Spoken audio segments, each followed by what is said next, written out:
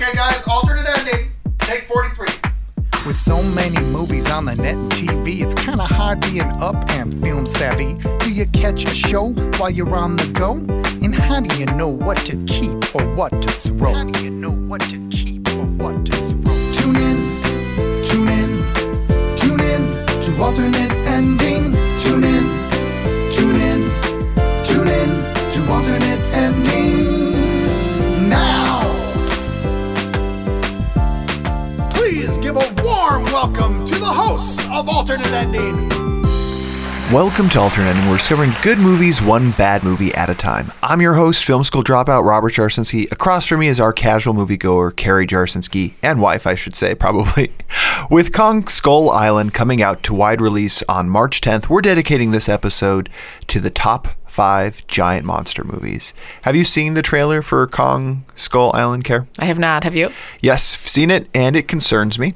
And why is that? It actually looks pretty good, but it stars... Brie Larson from Room, Academy Award winning for Best Actress. She's in it. That's great news. Does she play the one that gets captured? Well, no. So this is like a prequel or sequel. No, it's a sequel or prequel. I don't know what it is. It's not. She's going to be dangling from a tower. It all takes place on Skull Island, which is where Kong is from. But no, what concerns me about the trailer is you have an Oscar Award winning leading actress for a 2-minute trailer. No, there's no. You keep cutting me off. I'm trying to get to my point. No, you have an Oscar-winning leading actress, and she says 0 words. It's from my recollection in the trailer. I kept waiting for her to say something. She doesn't say a single thing in the trailer, so that's concerning to me. Not because of I believe it's a lack of talent. It's a misuse of talent. So that concerns me. But nonetheless, we're going to move forward with our top 5 giant monster movies. Before we do, I have something to just talk about that just bothered me today. All righty. Yeah. So as parents of young kids, and this is probably for all parents. Maybe I don't remember this kind of happening when I was a kid, but it's kind of a thing now. After a birthday party, right? You get goodie bags. Right. The parents of the birthday party person. Oh, now I know what you're going to say. Has to dole out party bags. And Abby's kind of gotten to the point now where she's demanding of it. There's like an expectation where she, after a birthday party, like if there always is a bag, but she's. I wonder where her expectations have come from. Yeah. I don't know. Well, who knows? Yeah, I don't know. But we'll leave names out of this. But for this particular goodie bag, Abby pulled out one from a party she was at a few months ago or something like that. She remembered she had treats in there. And after dinner, if she does a good job with her dinner, she can have a couple of treats. So she gets her goodie bag. In there's, it looks to be a Hershey's Kiss, maybe some jelly beans, round jelly beans. I couldn't make heads or tails of it. So she starts eating it. And then she goes to the restroom really quick, comes back, and just says something to me. And her breath smells faintly like bubble gum. And so I ask, Abby, is this bubble gum that you're swallowing? She's just knocking them back. She's just throwing ball after ball. Who mixes?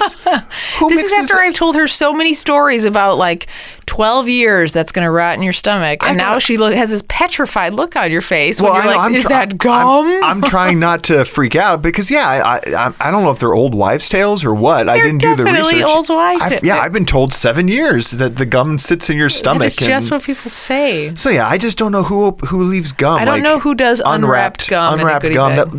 You be honest. They did not look. You could have maybe made the assumption they were gum, but they were unwrapped. Yeah, I thought some sort of gobstopper situation. I thought it was a gobstopper. I thought it was a round jelly bean, but it was mixed with Hershey Kisses things. Poor parenting, I think, though. I think you're supposed to check that stuff. There could have been razor blades, too. Yeah, well, remember we were going to give it to our 2.5-year-old, too. We thought it was a jelly bean. That would have been really bad. I'm sure that would have fallen on my I think you know where that would have fallen. I'm glad you know. So speaking of mistakes, we also had some website issues that hopefully none of you listening have experienced, but I'm sure some of you had. Our website was down for like 12 hours. Super annoying. Yes. Let's not dwell. Let's back up. Let's talk about the future. It's good. The future. What's the future is bright. I And being put on the spot, there is some sort of acronym that we will be starting to use that makes the site much faster and more reliable. VHS, I think it's called. VHS, yes. So it's a wave of the future. VHS VPS. is VPS is what I said. And it's an investment, but at the same time, I think it's a good one because I think we're starting to get a lot more traffic that's going there too, to read all the reviews and content, to stream the podcast. So hopefully I think that'll make it a little bit more reliable. When you have an awesome site, you need to have a supercharged engine to kind of power it. We just have a lot of content. We have a lot of content. And slowing us down. And people are starting to definitely come through, and we want to make sure that we don't have a 10-hour, 12-hour downtime. Yeah. And yeah, it's unfortunate that happened. We won't be naming any names, but we're going to be switching to a new host site and more of a dedicated server, not a fully dedicated, but VPS, as Carrie points out, to a couple other things that we're doing to make things a little smoother. We've heard the feedback, so we're incorporating it. We continue to keep sending the feedback because you guys are our use cases or whatever. You guys are our UAT team out there testing things out. So keep providing feedback. We appreciate that. Well, should we jump into our worth mentioning segment? I think we should. All right. Well, what is the worth mentioning segment? Of the movies we've seen since the last episode, which are the ones we want to talk about? They could be great movies. They could be terrible. We share them worst to first. But first, Care, how many movies have you seen? Really, since I'm going to call it, the 2 episodes ago, our first Kiss episode, since February 13th, how many, do you know roughly how many movies you've seen? Roughly 5 or 6. That's not bad. Yeah. I have a backlog. I've 10 that I just have not talked about to anybody. So given that, I decided to go with kind of 2, and I'll explain that later. Do you think there'll be any overlap with my kind of 2 that I'm going to be mentioning? Your kind of 2, I think there'll probably be 1 or 2. I'm expecting 1 because I'm positive you did not see the other. So I'm expecting actually to line up on this first one that we'll probably both want to have to talk about. I'm guessing. I don't know. All right, I don't know what you're saying right now. And I am going to try and zip through these. I know we're also trying to kind of keep these a little shorter, so I'll just talk through them at a high level, a little less detail. But the first one I'm going to talk through is the 2016 Edge of 17. Oh, no, we're not lining up. No? Which would surprise me what your second one is, because then it can't be the one that I'm thinking. Okay. I don't know. I'll jump on board with you, though, because I saw it with you. Again, like I said, just at a high level, would I or wouldn't I recommend this movie? It was a little... What genre is this? Like dramatic comedy? No, teeny bopper angst comedy. Usually one that appeals to Rob. Trying to be the Perks of the Wallflower a little bit? A little bit, but not. It stars Kira Sedgwick, Haley Steinfeld, and then Woody Harrelson was in it too. Yeah.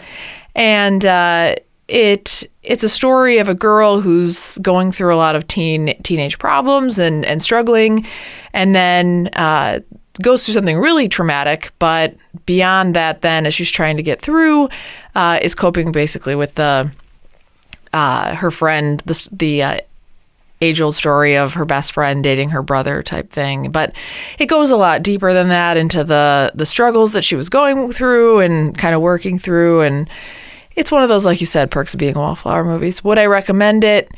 I would recommend it for free. I had high hopes for this movie when I saw trailers and I'll be honest, the parts I laughed at were all Woody Harrelson in the trailer. He's really funny. Which they did the right thing by having him be all over the trailer, because it got me to want to see it and had high expectations. At the end of the day, my big problem with the movie is I didn't like the main character. I didn't like her. Like, nothing wrong with the actress. She was struggling. No, I didn't. She was so self-centered. You thought she was snobby, I think. Yeah. No, not snobby. She was completely self-centered. It's all about her. And I know that that's what teenagers are supposedly all about. Yeah, I felt for her, though. Really? Yeah, I did. Yeah, a little bit. It was a really, really tough situation. And I felt for her. And so I empathize. That's what I have here. So would I recommend it? I recommend it for free. I did get a few laughs. I don't think it didn't stand up to all of the teeny bopper high school movies. But I thought it was okay. Yeah, I'd rather catch it for streaming. I wouldn't pay for it. Yeah. Like, again. But that's my recommendation. We ended up catching it, I think, paying for it on Amazon. Is that right? We did. All right. Because of that preview. That preview. They get you every time. Those trailers, man. Trailer that seemed promising for mine as well. Yeah. Actually, I believe it's the fastest selling adult novel in history. Oh, and now I know what you're going to say. Yes, I had to talk about it because I need to steer people away from The Girl on the Train. 2016. The Girl on the Train wreck. Yeah, wow. Ooh, pun. See You what are I the did pun there? master. Yeah. Hour 52 minutes. IMDb gives it 7.0. I don't know what the heck IMDb is talking about. In alignment with critics here, 43% on Rotten Tomatoes. Directed by, I was shocked to find this out, The Help. The same director, Yeah, I Tate know. Taylor, I The know. Help. What the... I don't know. understand. Stars Emily Blunt, who's, trying her best acting. Not trying, because she's a great actress, but she's acting her heart out in this movie. May have been drunk the whole time, but then I really think she was. Well, no, because she's pregnant the whole movie is what I found out, too. So that's even worse. Maybe she was drunk and pregnant. Oh, well, gosh. I can't believe that didn't hit the headlines. That's why she looks so messed up. Terrible. Haley Bennett from the Magnificent Seven remake, Rebecca Ferguson and Justin Theroux, as well as Luke Evans, new Gaston from the upcoming Beauty and the Beast remake. Just avoid it. Yeah. Avoid it, yeah. I don't know how to explain it because it's a divorcee becomes entangled in a missing persons investigation. That's the boilerplate of it. It bounces around so much. Yeah. And it was bad. I don't know what was happening. Like, I didn't care. It just seemed so far-fetched. As somebody who read the book, or at least really quickly read the book prior to a book club, it was trying really hard to follow the way that a book jumps from character to character. Then you can do that by chapter. So the way the book went, it would be like Anna, and then it would skip to the next person and go back and forth. And that was easy. When you actually tried to carry that over into a movie, it just didn't work at all. No, it did not translate at all. In fact, we had a lot of audience members write in, Constance Wozniak, Becca Stewart, Laura Holes, all disliked it. Your aunt Lori said the trailer actually got her interested in the book, and then she regretted that decision. She regretted it immediately. Yeah. Avoid it. I would just say avoid it. Yeah, I already mentioned Emily Blunt was pregnant. Everybody was acting okay. Like, everything was fine, but it just didn't work. The storyline and how the direction happened. We sent away for Netflix, so thankfully didn't directly have any expense. Passing it. All right, next for you. Next one. I'm wondering if this lines up. Nope. No, it doesn't. Can't. It did. Okay.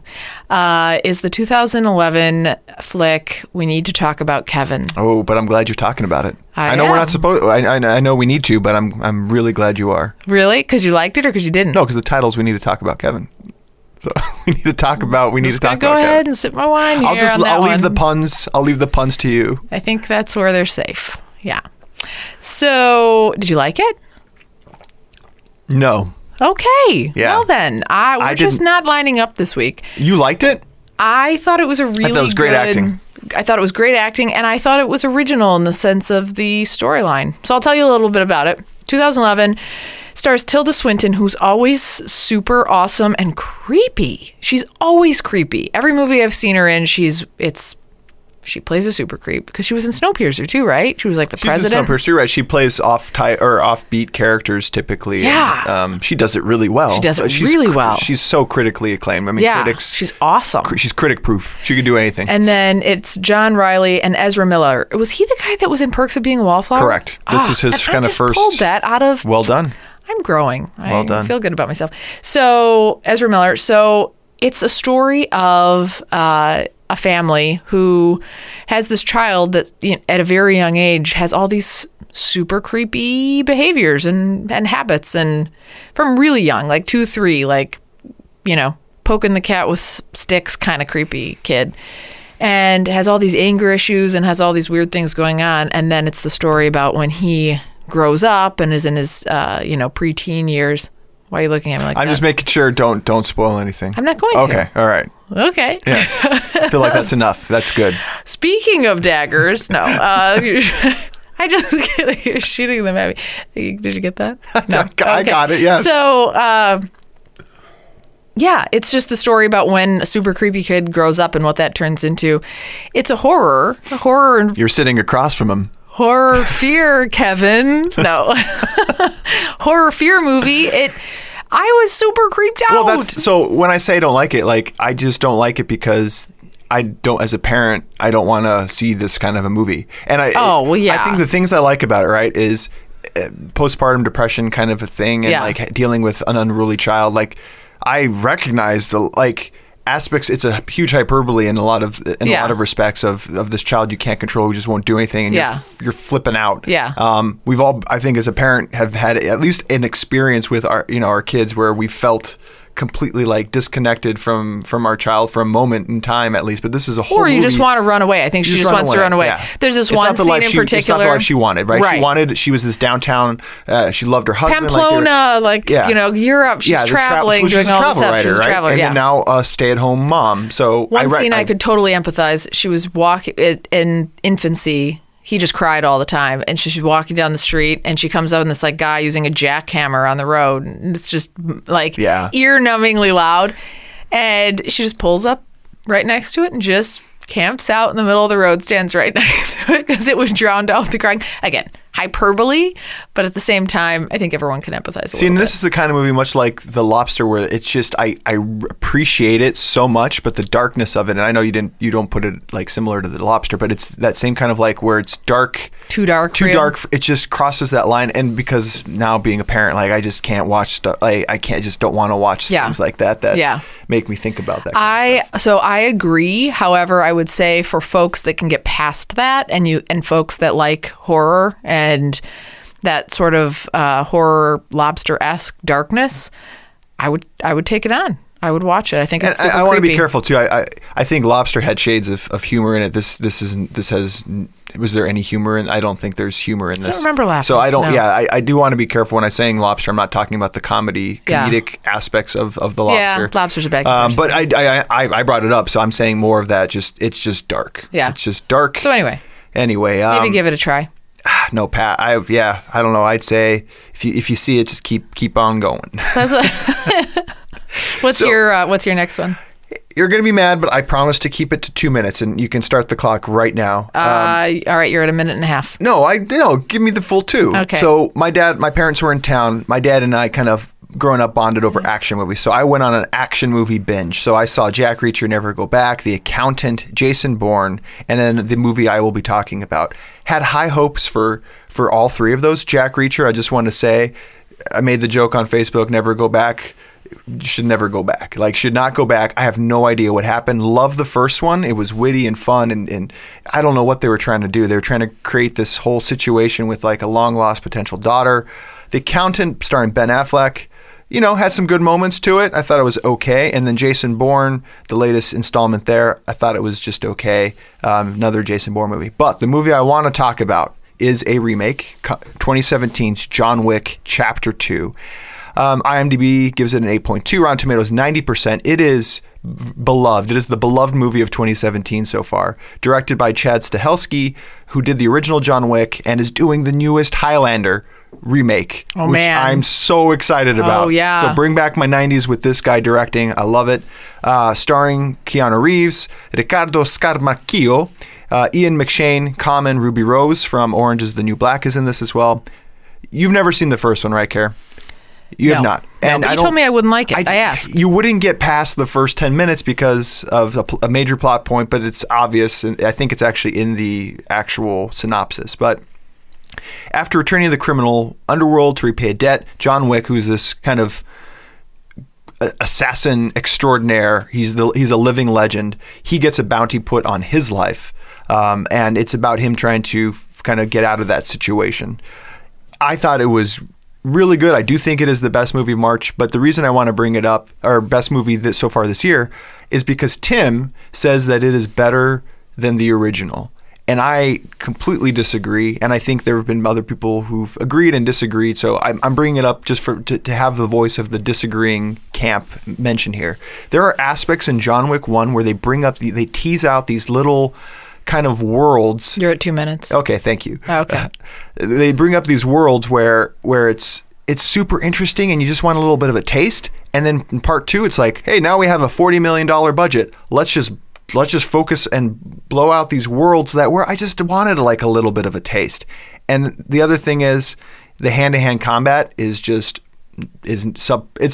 it's not terrible. It's just not great. After seeing all of the other action movies where the hand-to-hand combat was pretty sweet, I will say a lot of visual cool stylings, which is why, again, I'm very excited about Highlander. But There can only be one. There can only be one.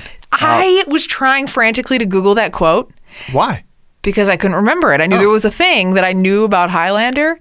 And what? It just came to me. I didn't even, my internet's not working. That's awesome. I remember that quote. Yeah, you're just pulling it out of thin air. All day. Mentioned it was made for $40 million, has grossed so far $77 million. I do suggest seeing it in theaters. It is a very cinematic movie and a great action movie, just not better than the first. So here's a question. Yeah. They're making a sequel to Highlander. It's a reboot. A reboot. Yeah. So now are they going to make the tagline "There can only be two"? No. They won't do that. No. No. No.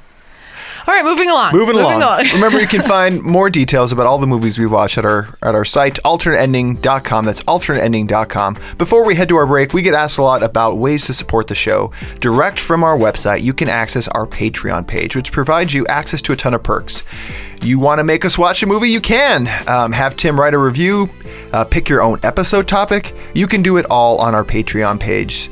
Just go on there and click through, just like LJE, Patreon LGE or LJE. Don't know their real name, but they picked up our Sundance Jury Prize, which when they get us back to us, they're going to assign us a movie care. So hopefully it's. I hope it's so. I hope good. it's a good one. And I hope it's for me. Yeah. Well, it's going to be for both of us. We both get to talk about it. Also, I want to thank all of our listeners who support the show and make their Amazon purchases through our site. Doing it is easy. Just go to our website, alternateending.com, click on the Amazon banner, and seamlessly go about your purchases. All proceeds go to making our show better. Since our last episode, and it's funny because we've had a couple of people write in that this is actually their favorite part of the episode. It's my favorite part of the episode. We were on the fence of like keeping this or not, but people seem to like it, so we're gonna keep going. All right. So what was ordered since the last episode? A pack of 10 plastic deli containers. Huh. Which I don't understand. So why would you need? Is this for like lunch meat? Yeah. No, so why do you need to buy it's to go. It's to go containers for people like me who like to take their lunch to work. Or are you just taking lunch meat to go? And you're taking the whole sandwich. Doesn't make any sense to me.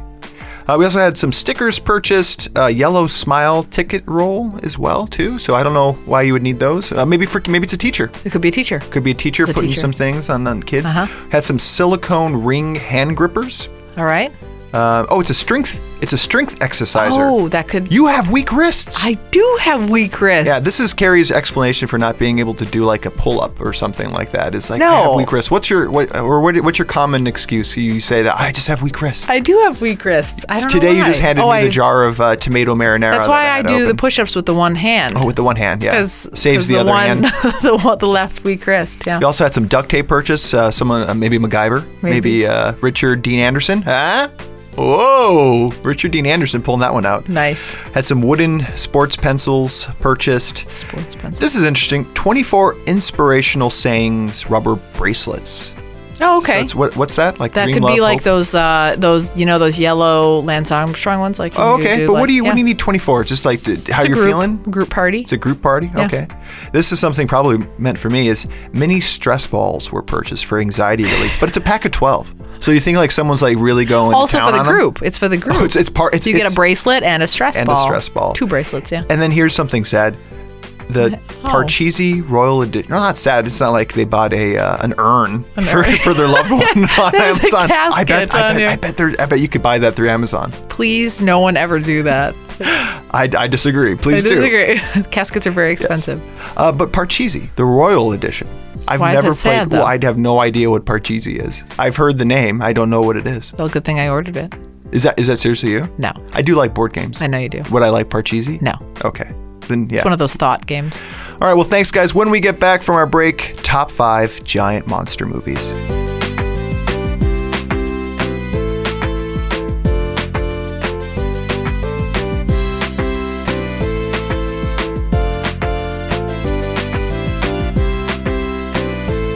And welcome back to Alternating. We're talking about our top 5 giant monster movies. Care, for you, what is a giant monster movie? And this is annoying to me because I didn't want to do giant monster movies. In fact, our poster says giant monsters.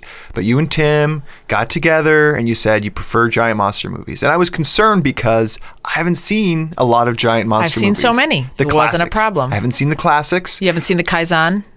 I know what a Kaizen is. Wait, Kaizen? What's a Kaizen? You know, Kaizen.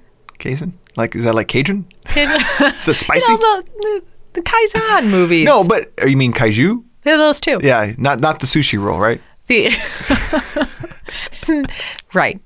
No, I wanted to do monsters because it's something where you could just go through and look at cool looking monsters and read about them, and like then I could make an informed decision. Sure. I can't go back and watch 50 Godzilla, King Kong movies that I've never seen before, Mothra movies. I mean, I know about them. I understand there's an appreciation of this, but I couldn't do it. So how did you go about picking your giant monster movies? What was your criteria for a giant monster? Because this got brought up too on social media as well. Like, what do you guys like? What qualifies? What doesn't? It? Well, so I know. I got really down to a science on this. I'm really excited. I never doubt you and your sciences. So I was actually seeking others' opinions on the criteria, and people did fail me a bit. I was like, you were like slow. You were trying to get them to share their secret like sauce. Like people would give their movie, and I was like, oh, I see your opinion, but why? So tell me a little bit more about your criteria. And people didn't really take the bait, unfortunately. So I'm just gonna give my own opinion. Okay.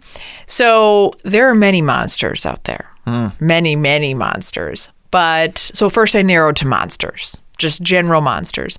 I decided at first do you have to be kind? Can you be a kind monster? The answer is yes. Oh, well, that's where we already have divergence. A monster doesn't, okay, well, there you are. So let me just keep going. Yeah, keep going. You can be both, that's where I started. You can be both a kind and a mean monster. So then I had many monsters. And then you did say that had to be giant. So then I knew many small monsters, but they were excluded. You had to be a very giant, large scale monster. No moderate size good monsters. Right. No average. Couldn't be a medium monster. Average. Couldn't be an average size good monster. You had to be really, really large. Okay? I just wonder, do you listen to yourself sometimes? Like, oh. I don't. This is very thoughtful. I wrote this down. You wrote it down. These thoughts for posterity. I didn't want to lose these stuff. thoughts. No, I'm happy you're sticking to whatever your parameters are. I'm excited. Thanks for being supportive. Clearly, as you're like rubbing your face as we talk here. So then I moved on from there, and I said, hey, too many nice monsters out there. Eliminating the nice monsters. Woohoo! So then I just went mean monsters. Although one's a little bit nice.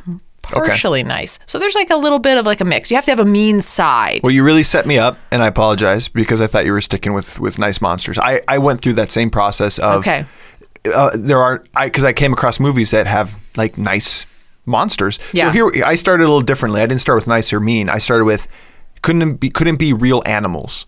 Okay. Had to be mutations? I said sure. Sure. Mutations definitely mutations. Cool. Yeah. Otherworldly? Yes. Yeah. Alien? Maybe. I don't know. I wasn't sure. We'll find out. But it had the movie itself, since we're doing giant monster movies, had a center around one central monster. Right. Like had to be kind of the big. I didn't say that. Don't get crazy. It can't be like a side like it has to be this movie really centers around this. Sure. That's me. That's how I did. And but then there could be many monsters and that it centers around, right? It's giant, has to be giant. And they have to be giant. And has to cause destruction. And here's the other thing. When we say giant, I didn't have destruction. Didn't have that. When we say giant, it just has to be larger than the average monster. Not so large. All right. But just a little larger. Well, where did you start off with number 5? And then I'll get a sense of where you're going. I started off with number 5 to save myself. Oh, are we going to line up at all? Yeah. I'm saying 3. I don't think you've seen any of the movies. You have one. 0. I say 0. I think I say 0 too. I don't think you've seen a single one of these. I have a couple gems in here. All right, I'm excited. Well, maybe we'll line up on those. Okay. Number 5 for me is a tie. And I'm only doing it because it only halfway meets both of my criteria, and I'll tell you why. I'll have to figure out how to code a tie. And both of these are my top, probably my top 20 favorite movies of all time. So code a tie as the 1993 Jurassic Park mixed with a little bit of 1984 Ghostbusters. And the reason why I'm loading those together are I don't really remember any large ghosts in Ghostbusters. They were like Slimer was relatively medium to small. Couldn't take that. Jurassic Park, I thought you'd judge me on because it's a pre-existing animal like a dinosaur. Correct. However, it was genetically modified to be created, thus being not just a pre-existing animal. You're saying animal. it's a mutation. It's a mutation. In some fashion. So I do think it qualifies, but I put it first because albeit being one of my favorite movies of all time, and it probably made one of those lists before, I think you would judge me. So I put it at number 5 to just get those out of the way. I disqualified it for those, and for Ghostbusters, that's a ghost, so kind of a conjured thing. It's not really a monster to me. Slimer was definitely a monster. Even if it met that criteria, it was not the central. For me, I'm just saying, for me, it wasn't the central. Sure. Like, the movie didn't revolve. It was a sweet monster. Yeah. Like if it qualifies for a monster. What is Sigourney Weaver? She's definitely a monster, right? Is she a giant monster? I don't know if that's giant. Oh, she gets big. She gets kind of big. Those dogs things aren't that big. I think bigger than the average dog. I'd call it large. I don't say it's giant. All right. But so those are my sort of 5-ish. Okay. But just to get them out of the way. Okay. Number 5 for me. Does this movie meets all my criteria? I believe it does, in fact. Cloverfield, 2008's Cloverfield. Never seen this, and you always talk about it. I talk about it. Cloverfield Lane, 10 Cloverfield Lane is very good as well. Recommend you seeing that. That's the one I thought you were talking about. But this is Cloverfield. It's more of the handheld style found footage movie. Sure. But basically the synopsis: group of friends venture deep into the streets of New York on a rescue mission during a rampaging monster attack. So directed by Matt Reeves, who did The Pallbearer. Have you ever seen The Pallbearer? I found this out and I was like shocked because I actually liked The Pallbearer, but quite a departure for Matt Reeves directing The Pallbearer. Then he did Dawn of the Planet of the Apes, and now he's doing The Batman. I believe it's confirmed now he will be directing Ben Affleck as The Batman. This movie gets a 7.0 on IMDb, 77% on Rotten Tomatoes. Made for $25 million, grossed $80 million. Found footage movie, really well done. They kind of play the hide and seek game. Like, you don't really see a lot of the big monster. I don't know if you ever really fully get a glimpse of its entirety, but it's just devastating. There are other monsters there, but it's the main monster. Devastating New York City and a group of friends trying to like get out of the quarantine zone to survive. It's streaming right now on Amazon Prime, so go ahead, click through. Can we watch it today? Actually, yeah, that'd be fun. Like, let's do it. Sometimes I hate. Let's wrap this up. All right, let's wrap it up. I sometimes watching a movie that I've seen, like, rather than venturing out and seeing something new for me is hard, which is the struggle, right? Like, I want you to see something. Like, is this the one I really want to spend time watching? I'm not sure, but yeah, it's streaming on Amazon Prime right now. This is interesting because it's meant to be like a found footage movie, so you know how they make it seem as though the characters were actually real people. When MySpace was a thing, each character had their own MySpace page kind of created, so I thought that was kind of a nice little touch. They never converted. They never converted to Facebook. They're still there. They're still there on MySpace. All right, number 4 for you. All right, number 4 for me. The 2005 King Kong. Okay. You saw this? I totally saw this. Okay. Saw this twice. You saw it twice? I did. I think I may have owned it. Not on VHS. Okay. I could see you thought I was going to say that. You saw the doubt start creeping into my face? I think my dad downloaded it, and then we just watched it over and over again. I could see this movie being a dad dad would rewatch. Yeah, When I lived with my parents till I was much older than I should have, we just watched this over and over again. And that's why it makes my list. Directed by Peter Jackson, written by Fran Walsh. A movie crew traveling to a mysterious island. Skull Island. I was just going to say. Skull Island. To shoot their motion picture, encounters a furious gorilla, King Kong, and he takes their leading actress, who's played by Naomi Watts, who I really like, mostly because I think she's really pretty, and they form a special relationship, and he's willing to protect her at all costs. Basically the story of King Kong. So I realize that many of you that are listening who have seen the old one probably think, I'm sure this isn't the best of the King Kong movies. It's just the one that I've seen. And so I'll share that. It's also Jack Black, who I sometimes like and sometimes don't, and Adrian Brody. It did relatively well, I think. Got a 7.2 on IMDb. It was just one that at the end, I mean, I was sad. Yeah. No, I think it's good. It just didn't, like, the ones on my list for King Kong, you know? The ones on my list I prefer as being better movies. I like this one, I didn't think it was bad. I know it gets some critical flack. Some people don't like it because they're really stuck on the original. Like it did. Yeah, I'm sure. I mean, that's always hard to be the follow up or whatever it is, or a reboot. Reboots are tough to get buy-in. So it was good not seeing the other ones because I enjoyed this one. I'll be honest. There's no way. This is hard to say. It's not that there's no way I wouldn't like the older ones. I struggle with getting into older movies and to forget that the newer movies with the newer technology exist. I really struggle with that. Yeah. I'm sure I prefer the 2005 to the year. I haven't seen the original, so it's hard for me to. We're gonna get out there. We're gonna get in trouble. Pound the I'm getting pavement. in trouble for saying it. I know. Number 4 for me, a movie you haven't seen, which I can't say that everybody should rush out and go see it, but I just really like this movie. It is more of just a personal favorite. It's not well received. 2002's Reign of Fire. Talking dragons, people. That was on my list. Is a dragon qualify as a monster? A giant dragon? No. Why would a giant dragon not? It depends. Is it because it's real? Is it exactly? Because they're real. Yeah, dragons and unicorns do not count. Yeah. Why does a dragon not count? No, I think it does. Okay, thank you, Yeah. thank you. So an hour 41 minutes, so short any longer, and I probably wouldn't have been able to sit through it. 6.2 on IMDb, Rotten Tomatoes, 40%. Directed by Rob Bowman, who hasn't done a whole lot of great stuff. He did 1993's Airborne, which I actually watched quite a lot when I was younger, about a surfer kid going to Ohio and trying to fit in. And he also did Elektra, which bombed at the box office, superhero movie. This one stars, let me tell you, this is why you see this movie. Okay. It stars, close your eyes. Okay, I'm closing. Stars Matthew McConaughey, 2002 Matthew McConaughey. Yeah. Christian Bale, kind of a younger, a little bit lesser known Christian Bale than he is Still now. thinking about it. And then a lesser known, unknown really, Gerard Butler. Ooh. Wow. Yeah. Right? That's a steamy combo. Yes.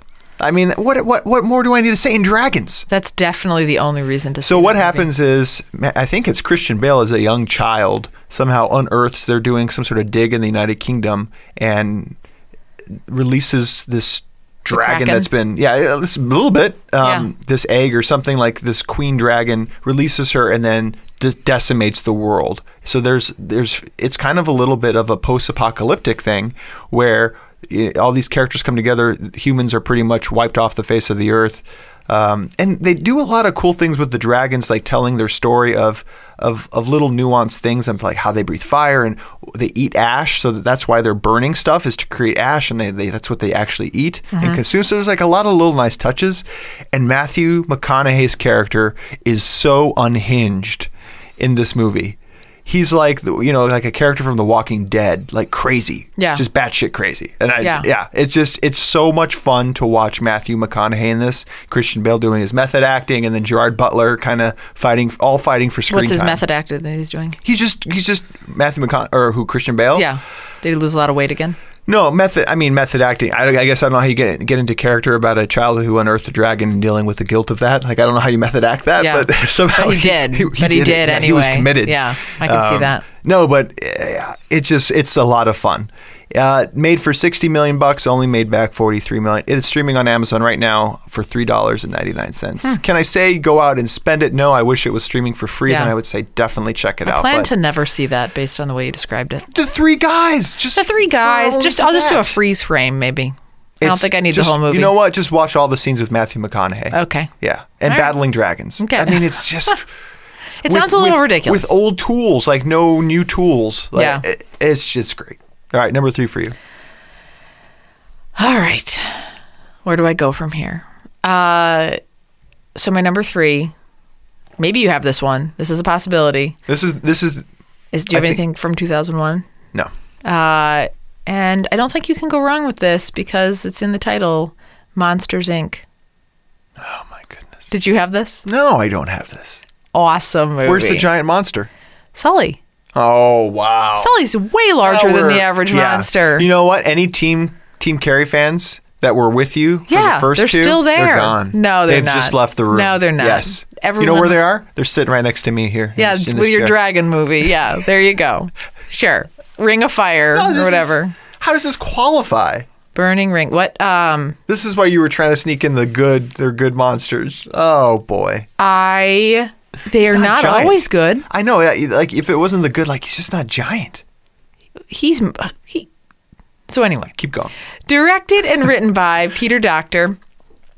It's a cartoon. Oh, I was okay. See, I was thinking the live action Monsters yeah. Inc. Yeah, no, this is the cartoon version. In order to power the city, these monsters have to scare children so that they scream. So they're powered by the screams. So they they operate in this like factory. All of these many monsters. I think everybody's seen this movie. Have they? I'm pretty sure everybody's seen this movie. Wasn't it good though? It was absolutely super cute, super mean monsters in there. If that movie is on my list of favorite movies of if this qualified, it's in my top 5 animated. Up there with Up. Yeah, well, it's don't up ruin there. that future top 5 list. I'm just sorry. No, it's a great movie. Great movie. However, the children are toxic to monsters, and after a child gets through, 2 monsters realize they may not be what they think. So it's a relationship that builds between one giant monster and a little girl, and super cute. It stars Billy Crystal. John Goodman is Sully, which is perfect. Mary Gibbs and Steve Buscemi. Gets an 8.1 on IMDb.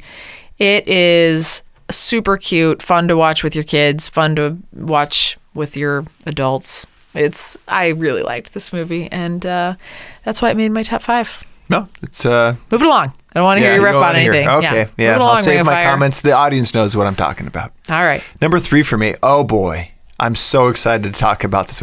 Like, the reason why I enjoy doing top 5 lists is it allows me to dig back deep to my childhood. Yeah. And unearth something like Tremors. 1990. Are you serious? It's on my list. You're joking. You're totally joking. It's my number 2. I love this movie. Is awesome. This is one of my favorite movies. Just when I started to question our relationship. This is not one of my favorite movies. I take that back. But it is a good movie. And it's one of those things, if you see it for the first time, the Dusty West, the small town. It's Michael Gross. Michael Gross, dad he from Family movie. Ties. He does make that movie. He does. I can't tell you how many times I rewatched. Let me set it up first, okay? So directed by Ron Underwood, who directed City Slickers, Speechless, and unfortunately Adventures of Pluto Nash, which is why he did Mighty Joe Young too, which could have qualified maybe-ish. All of those reasons are why, yes, he could have qualified. All of those reasons are why Ron Underwood no longer directs major motion pictures. But this one gets a 7.1 and 85% Rotten Tomatoes, so critics like it as well. Starring Kevin Bacon, Fred Ward, Reba McEntire. Reba's in this. Reba! And then the aforementioned Michael Gross. Natives to a small, isolated town defend themselves against a strange underground creature, the graboids. Is what they? Is that what they're actually called? No, that's what they end up calling them. Okay. To defend themselves. It has everything that I like about movies. It's a thriller, kind of a little scary, like what could happen. A little apocalyptic. Yeah, and humor. Yeah, every movie needs to have a little bit of humor, and this one had a lot and well done humor, not forced. Like, it needed subtle. The NRA guy. It needed that guy. Yeah. It needed the wall of guns. Totally. The guy who has an elephant gun. Totally. You know what I mean?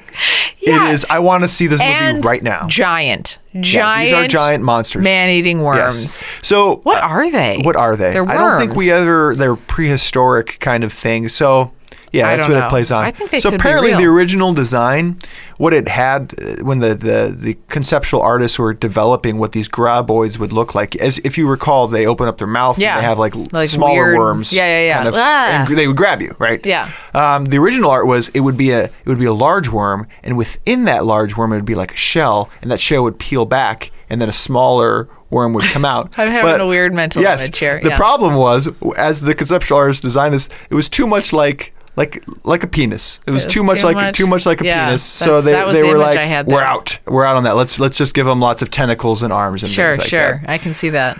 It did not do super well at the box office. It was $11 million, made for $11 million, grossed 16, but it tripled its original box office with VHS sales. I was just going to say that. I feel like it was a longer That's where I saw it. Yeah. That's where I saw it. Yeah. I mean, I was 10 years old, so hopefully my parents, 8 years old, so hopefully my parents didn't take me to theaters to I'm sure see they it. did. I wouldn't put it past them. They made me watch. They sent you alone, probably. They sent me alone. $10. Here's some popcorn. Go entertain yourself. Don't get anything bigger than a large. And listeners, Joy V. Hill and Jason Stewart both agreed this was on their list as well. Did they? Too. Okay, good. Streaming on Amazon for $3.99. If you haven't seen it, would it be worth paying $3.99? It's crazy that they're still charging for it, though. You know, a movie that's this old, it comes back. If it's streaming, I watch it, even if I've seen it for nostalgia purposes. Yeah, I would pay a few bucks for it, and that's even me. I do love this movie. I do, too. And Kevin Bacon's great, Fred Ward, the two of them. And again, Michael Gross is makes the movie. There's something else. Unfortunate that they remade this one to death. So many sequels, and I think it turned into a TV show. Never speak of them. So we just pretend those don't exist. I can't believe you didn't think that I had seen this movie. That's awesome. I'm excited. I feel like there's something. So I stole your number 2? Yeah. So all you have left is your number 1? Yeah, so you go with your number 2. Oh, man. Pressure. You better not take my number 1. My number 1's my gem. I don't think you've seen this because this movie. I have. No, this movie came out while we were together, so I don't. And I saw it. No. So this is Godzilla's 2014's Godzilla. No. You never saw it. Did we see this together? No, I saw it by myself. 2 hours, 3 minutes. Obviously, remake. Not a remake, more of a reboot of Godzilla as well. 1954's original Godzilla, something like that. I don't remember the date offhand. This is 2 hours, 3 minutes. IMDb gives it a 6.5, which is kind of low. I'm surprised. Rotten Tomatoes, 74%. Directed by Gareth Edwards, who you remember last night we were deciding whether to watch Troll Hunters to kind of like squeeze another monster movie in, or Monsters. He directed Monsters. Oh, okay. It was his first it was a low budget, but really well executed. Did we pay for Troll Hunter? Yeah, we did pay for Troll Hunter. Dang it. Well, no, we have a subscription. We paid for like a 7-day. Oh, that's right. Yeah, which Amazon's doing now, they're like doing kind of catered movies. Did you put it in the G calendar to cancel that subscription before the 7 days? I gotta do that. We're going to forget. We're just put it in the family calendar, Rob. All right. You're going to forget. Okay. He also did Rogue One. Directed Rogue One. This one stars Aaron Taylor Johnson, Elizabeth Olsen, and Bryan Cranston. World is beset by the appearance of monstrous creatures, but one of them may be the only one who can save humanity. I thought it was really good. Toby Squire. To get a number 2. Audience better than Tremors. Yeah, it was hard for me to say that.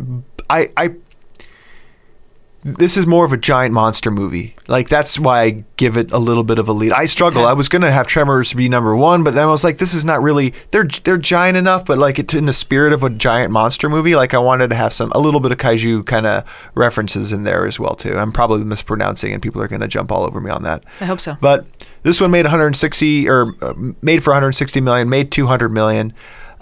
They're trying to work in, and we're talking about Kong and all that. They're going to be they're building towards a crossover universe kind of thing. The next Godzilla movie is already greenlit. We obviously have Kong Skull Island coming out on March 10th. So they're building towards this kind of world where Godzilla and King Kong exist together in the same place to battle. So that is I liked it stylistically. It was good. It ran a little long. I wish it was kind of shorter. They could have probably cut some stuff out. But overall, great action. Suspense, all that stuff, great acting. I love the visuals. The visuals are great, and that's what Gareth is really known for. So, number 1 for you. I wonder if we're going to line up. I don't think you saw this with me. What year is yours from? 2013. No. Okay. I'm taking it back. Taking it back for my number 1. Taking it back to 1987. Meh? 1987? Nothing? What are you going to say? So let me no. Really? I have a fear. What do you mean a fear? I have a fear. You're going to say something. This is one of, it's in my top probably 10 most viewed movies of all time. Watched this on loop. May I guess? Let me just tell a little bit backstory first. Tell the backstory. Watched this on loop in my friend's basement, Dissects below. In her basement, not sure that either of our parents knew we were watching it because I don't think it was PG, and both of us were born, she's even younger than I am, so we were like 7. We watched it from the ages of 7 to 12 in the basement of her house. I don't think anyone thought we were watching. I don't know who was watching us. I don't know what was happening. Not kid-appropriate movie.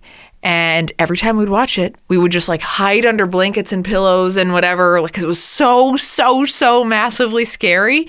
And then it was there's a giant monster.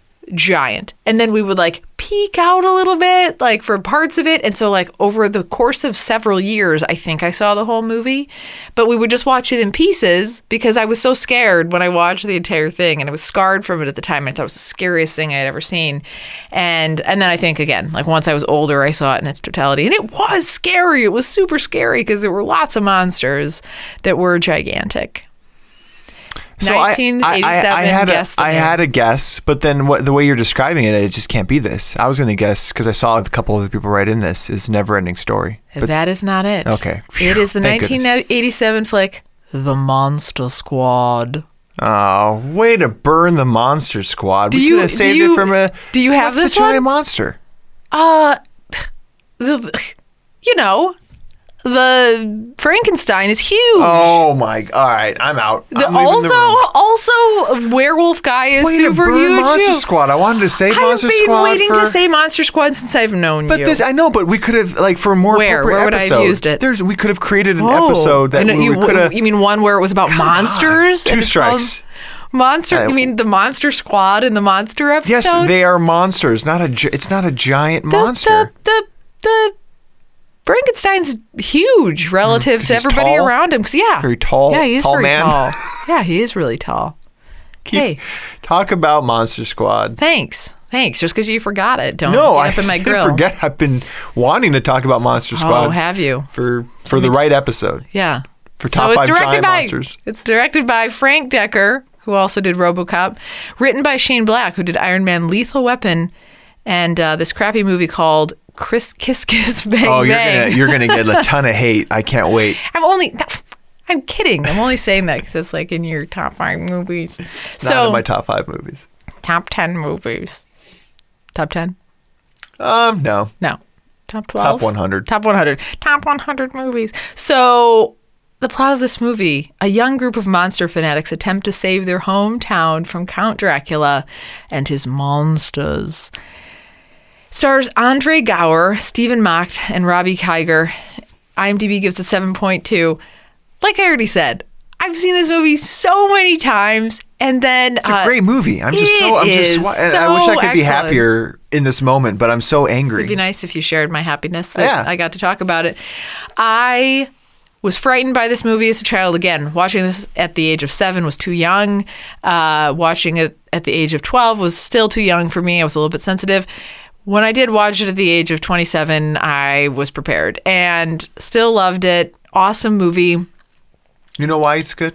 Why? Because it has comedy in it, too. It had totally. Well, when I was 7, I didn't see the comedy. Wolfman's got nards. Wolfman's got nards for sure. And then remember when the little girl in Frankenstein, she's like, or what did she say when she was talking to the guy? She's like, yeah, don't be something like chicken shits to like the kids as they're all hiding from Frankenstein. Oh, sure. Remember? Like, yeah, that's pretty funny. Hilarious. So anyway, it's been a long time since I have seen it. So when I was putting Rumor together, is they're remaking it. Oh gosh, I don't think it'll live up. I'll never there, see the remake. It was magic, like magical. Magical. Somehow, like you can't be. This was like Goonies meets Sandlot meets monsters. You know what? Stranger, like maybe I'm wrong, but a little bit of that Stranger Things kind of kids. Like you got to get really lucky with the cast. Agreed. You just got to get lucky Agreed. with those kids.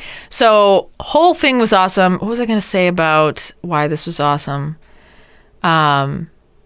Oh, and then I was going to say when I was watching, so I hadn't seen it in so many years. So I went back and I was watching a few clips today. And, the other thing it has is, I cried during the clips.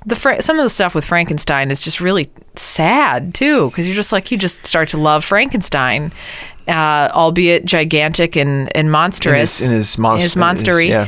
And, I cried too. It had all the elements, and I'd like to watch it again. Next time, whenever we have giant, we're going to put a height or length limit or minimum requirement. Sure, Rob. Because this is just absolute ridiculousness. Yeah, you're out of control. You're lucky. So that's how about this? parameter. My number one actually has some giant monsters in it. How about that? All right, let's for a have giant another monster movie excellent episode. Movie. Okay. Yeah, talking about 2013's Pacific Rim. Haven't seen it. All about I've heard giant of it. monsters. Tell me about it. Is it an octopus? It's a little too long, but I don't care. Okay. Because it's visually stunning and super exciting. I geek out about this movie. 2 hours, 11 minutes. IMDb 7.0. Rotten Tomatoes 71%. Directed by none other than the visual master Guillermo del Toro, who did Hellboy, Pan's Labyrinth. Oh, sure. And coming out soon. And I'm excited about this because for the visual aspect and because he did Pan's Labyrinth. Mm-hmm.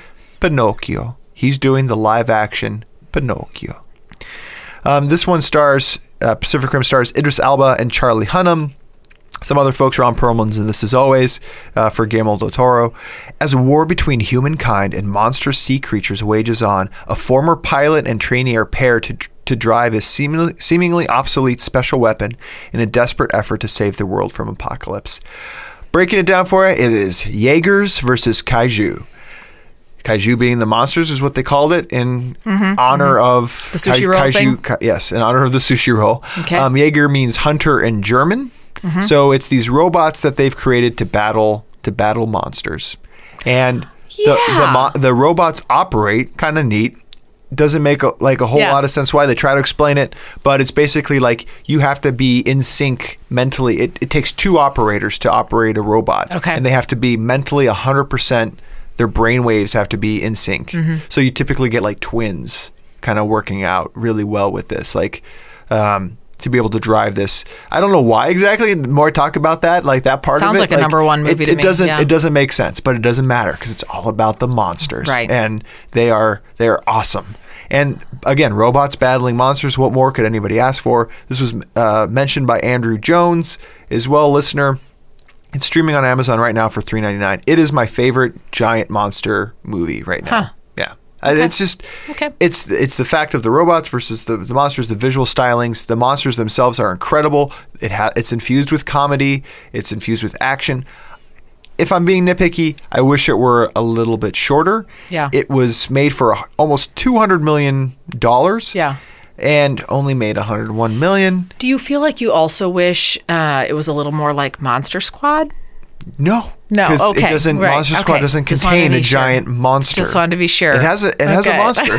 So, yeah. Oh man. So move along. I have no honorable mentions. Okay. Because usually I do, but these were the only 5 monster movies that You're like me now. Giant monster movies I could. I had seen other ones. I'd seen others, but what about Lord of the Rings? What about those? What about those birds that fly around? Those black things the movie, that squawk. For me, the movie had to centralize around the giant monster. Sure. Oh, okay. That was my criteria. What about? And I know you haven't seen it, but like, so in your mind, would that? What's that new movie that's coming out with the stick man played by? That's a nice monster. Oh, and yours had to be me. And it's my understanding is that's a figment of that boy's imagination. And that can't be a figment. Oh, okay, Out right. for me. So what about Never Ending Story would be out for you too then, right? Is that a figment of his? I don't think we ever really know. Oh, okay, that was weird. So let's get to Tim's top 5s as well too. Yeah. So Tim not present. His absentee ballot. He did want me to mention that he excluded the 1933 King Kong and 1954 Godzilla just because those are obvious choices. Okay. So Tim's top 5, starting with number 5, Gamera, number 3, The Revenge of Iris. Can you pronounce any of these? No, I cannot. Okay. Number 4, this is actually a listener pointed this one out too. Brendan Klein said the same one for number 4. It Came from Beneath the Sea, 1955. I looked it up online. Octopus movie. That's right. Taking over San Francisco. Yeah.